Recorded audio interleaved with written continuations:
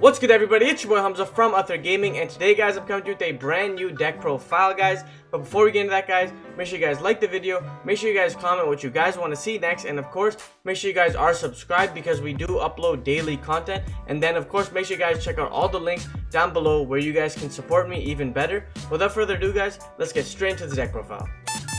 Alright, guys, so starting off with the deck profile, guys, of course, we are going to be rocking our 2 Immortal Phoenix Gearfried.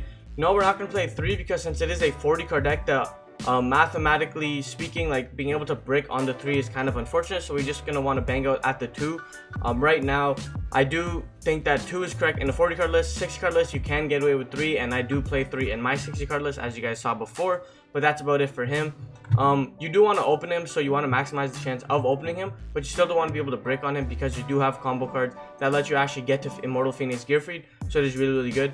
And then so moving on from Gearfried, we play the double O gear. Now here's where like I was kind of stuck. I didn't know if I wanted to play 3 or 2, and if you want to play 3 you can, that's perfectly fine, up to you. But personally speaking, I just decided to play 2, but again, you can play 3 and I'll tell you exactly what you can cut moving forward. But yeah, just 2 OGA. Basically, again, if you guys don't know what he does, on normal special summon, he mills a Noble Night Monster or like a Noble Arms card, and if he's in the graveyard, he can equip, and then the equip monster can't be destroyed card effects, so it is really good paired with like Immortal Phoenix Gearfried. So yeah, but then moving on, we play the Renaud. So triple Renaud, again, he's like the best card in the deck because if you control a Fire Warrior monster, you can just special summon them. Then you special summon, you can target one of your banished or cards in your graveyard that's like a Fire Warrior or like a Noble Arms card and add it back. So that's why Ogier and Renaud actually work so well together, and that's why it blows my mind when I see people playing like one Ogier or like no Ogiers in their deck because they think like their deck is superior. It doesn't make sense, because if you're essentially playing a deck that needs to set a play around Nibiru or just has an inherent out to Nibiru,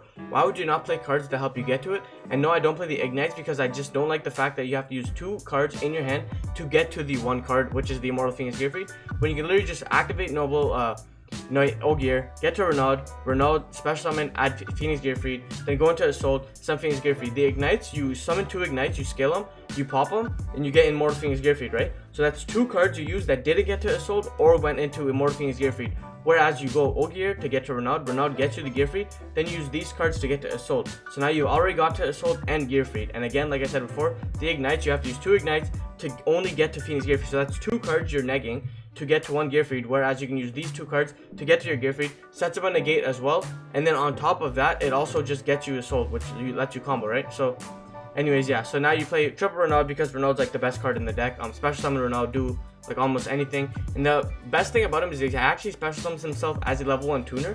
My little brother was actually really confused to why this card does that, but I mean, if it makes our deck better, why would I not play it? And now here's what I was talking about. So we play the double Olivier. So here is what I mean, where you can cut an Olivier down and play the Ogier, and that's perfectly fine, right? You can do however you want with these decks. Again, like I'm showing you guys, these are just decks that I personally think this list should be. But again, I'm open to your criticism because again, we're not all perfect in this world. But yeah, so I played the 2 Olivier, and then Olivier's effect is like a monster. Basically, he has the same effect as Ogier in the graveyard where you can equip him. But then the second effect is you can send 1 Fire Warrior monster or 1 equip spell from your hand or face it to the field to the graveyard and special summon this guy as a level 1 tuner. So as a level 1 monster, but he's a tuner, right?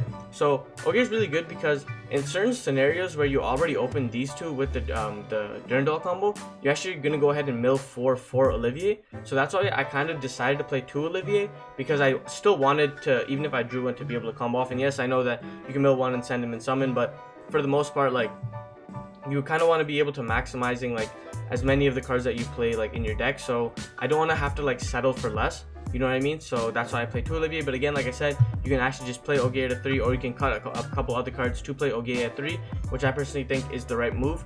I just wanted to show you guys like the consistency or whatever. But moving on from our Infernoble Knights, we play the 1 Jet Synchron and the 1 O-Line.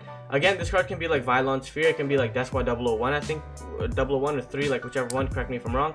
But yeah, the reason why I play Jet Synchron is because Despot 001 or whatever will almost like never trigger depending on like your situation, because you always have like 5 like monsters on board, so it does get like a little cloggy.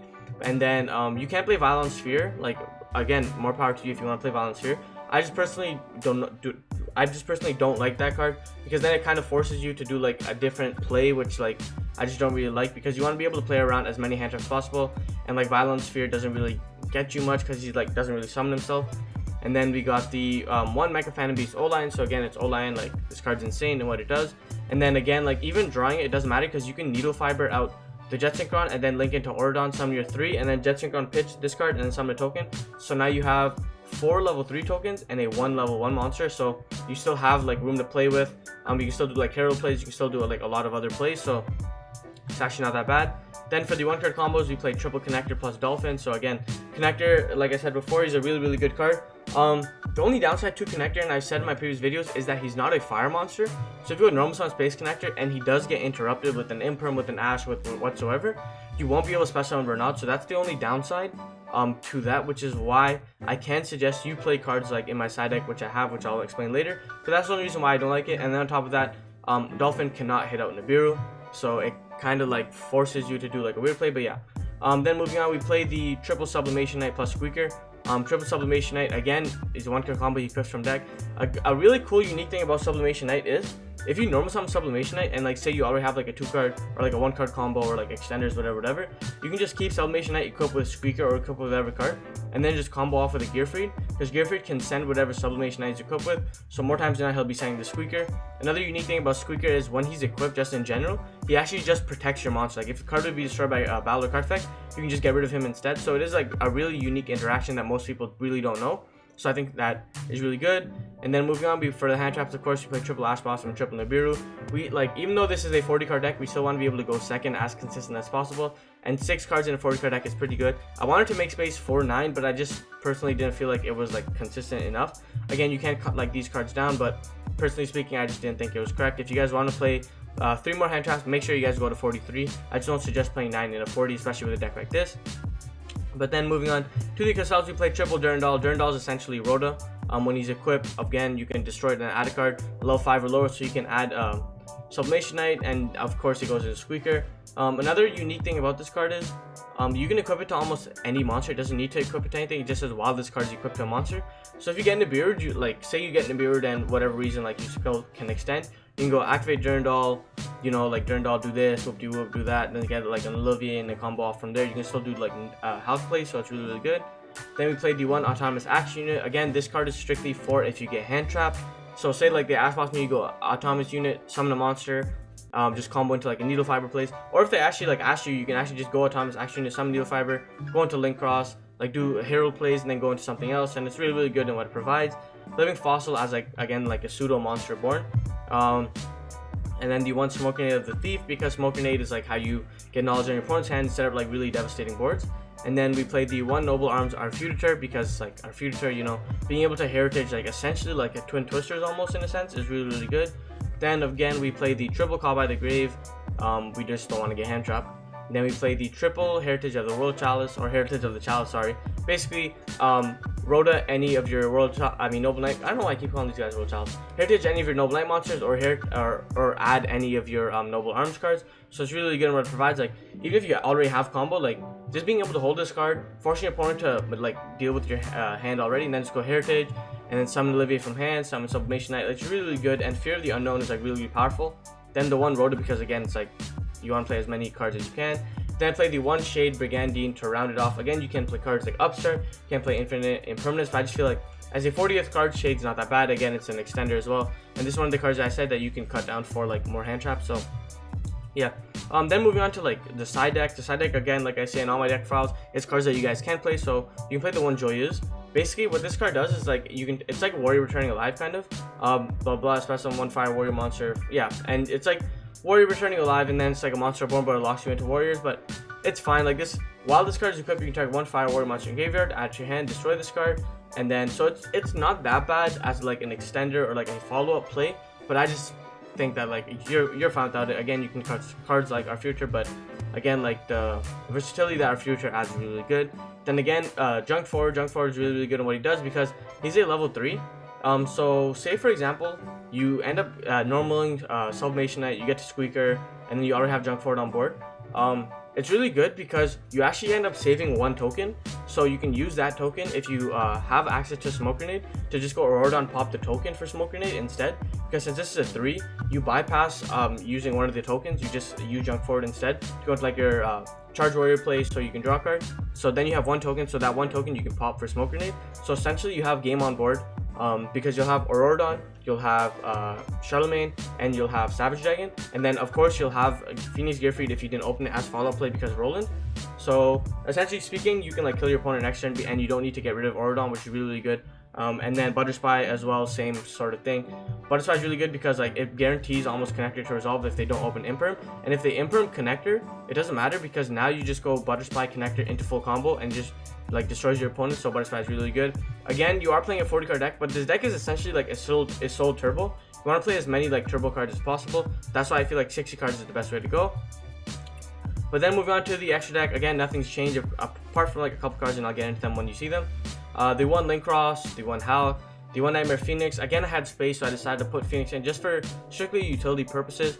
Nothing else. Again, you can cut this card for whatever you want, like a Boral Sword, like a Unicorn, whatever. I just personally feel like Nightmare Phoenix is pretty good. Double is sold because again, we only mill one for the most part, so we want to be able to use sold as much as possible. The one Auroradon and access code for the follow-up OTK. Then right here, you guys will see some new cards, so I decided to put in the Formula Synchron. I've just been testing it out. I feel like it's pretty good.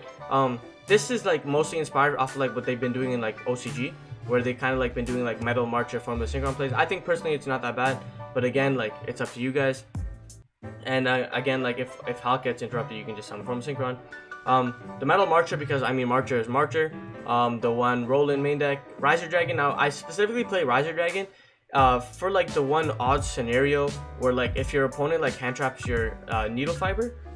It's really funny because like, you go Linkross into Needle Fiber. So I'll show you guys the play why I play this card, but yeah, I'll show you at the end of the video actually. The one Charge Warrior, because again, like a Charge Warrior, you need the sinks at 6, and if it's someone Metal Marcher, it becomes a tutor. The one Savage Dragon. Trish. Now Trish goes with the Riser play, like I said before, and I'll show you guys at the end of the video really quickly the reason why I play this. Then we play the one Infernoble Knight Emperor Charlemagne, like not much to say about that. But yeah, so that's the deck file, guys, and I'm just gonna quickly show you like the Riser Dragon Trish play.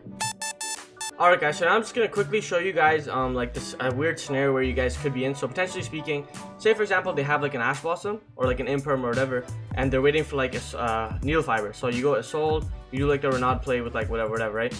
And then basically from here, what you're gonna do is you're gonna turn this guy into Linkross, right? And again, this is like a very niche situation. I saw this in like an OCG video, which is the only reason why like I decided to showcase it for us in TCG. So yeah, so right here now we have our play here. Say like we do whatever. And now our opponent, essentially, we're gonna turn these guys into our Noodle, right? Because you know when he becomes a level 1, like we don't have a lot of plays, we're gonna turn to Noodle. We're gonna go ahead and we're gonna go like Hulk effect, right? We're gonna go Fiber effect, okay? Right here, say for example, our opponent goes ahead and uses Ash Blossom on us, okay? And again, we're not gonna use it, okay? Now basically the reason why I chose to play Riser Dragon is for this specific scenario. But again, you have multiple plays. So now end phase, our opponent goes whatever. So now basically what's gonna happen is during our opponent's main phase or battle phase, like say they go whatever, we're gonna go use Needle Fiber's effect to special summon our Riser Dragon right here.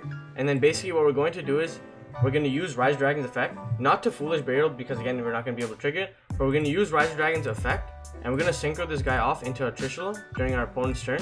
So now at least we have some form of disruption if Needle Fiber like gets interrupted. It does suck, but like I mean it's the best we can do, right? And alternatively, you can just summon a hero, like go Formula Synchron, draw a card, and then use the 2 tokens to go into like your Herald play. Psych, I don't play Herald, but yeah, you can play Herald if you guys play it. But yeah, that's for the deck profile and like the interaction that I guys wanted to show you. If you guys want to see any more deck profiles, combo tutorials, anything like that, make sure you guys let us know down below, and we will be sure to try and answer that as best as possible. Again guys, this is Hamza, and like I always say, keep on shining, never give up on your dreams. Peace.